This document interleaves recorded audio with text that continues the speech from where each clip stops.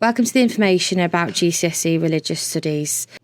The course itself is split into 3 components, and there's an overview there that sort of describes the course. But the 3 components in particular that I want to talk to you about are component 1, 2 and 3. Component 1 we will study towards the end of year 10 and into year 11. It includes 4 themes. Those are issues of relationships, issues of life and death, issues of good and evil, and issues of human rights. Those themes cover sort of the ethical and the moral, philosophical ideas that we've looked at a little bit in year 9, and we sort of explore those further.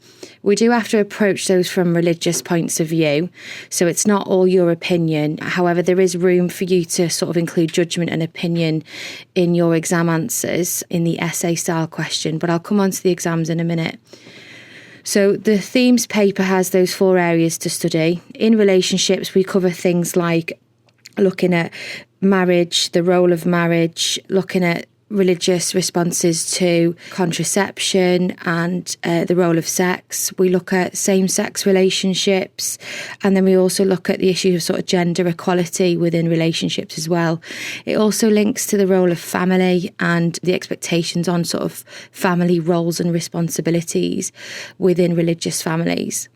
Life and death starts off looking at sort of creation and the sort of scientific and religious theories around how life began, in terms of how the world began and how the human race began. Then we move on to look at human life and sort of when that begins, and there's ethical and moral issues surrounding human life, including things like abortion and euthanasia. And then we link on to, obviously that links to sort of looking at death and the afterlife as well. Good and evil, very much very similar to some of the things we've studied in year 9 regarding sort of evil and suffering, and looking specifically at crime and punishment as well in that unit, and also looking at forgiveness and the role of religion in those things. Finally, the human rights theme covers looking at things like human rights and social justice, which means sort of a fair society and how we make sure that that is adhered to, prejudice and discrimination, and it also looks at issues of wealth and poverty. So those are sort of the breakdown of those 4 themes, all of which we have to look at from 2 religious points of view. And obviously there's lots of areas and time in the lessons for you to discuss them from your point of view as well. Those are normally sort of what a lot of students choose RS for, is to sort of discuss and explore those themes. Essentially, we're looking at the impact that religion has on these people's lives when they're faced with some of these issues. So in order to do those sort of themes justice, we need to sort of understand the religions that we need to be referring to. So component 2 is a component where we study Christianity, and we have to know exactly what they believe in, and we have to know how they practice their faith. That will be broken down into a 1-hour exam, and that's what we normally start with in year 10, is the study of Christianity. We then had an option to choose a second religion to study for component 3, and we study Islam. So we look at how Muslims practice their faith and what they believe in.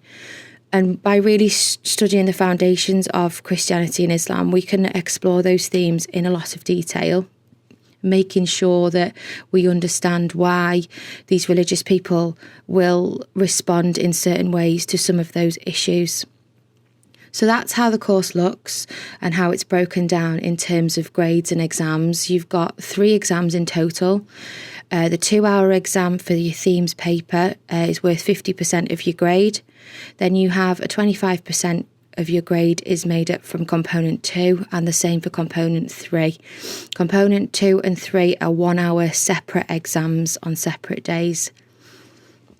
They're all written exams, and there are sort of 4 style questions that you need to be aware of and comfortable with when studying and completing this exam practice.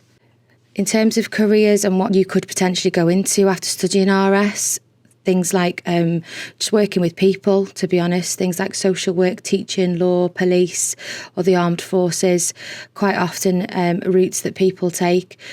Also, the course really encourages higher order thinking and your analysis skills, which are sought after skills in university and in college, so it does set you in good stead to move on to further courses after you've done your GCSEs.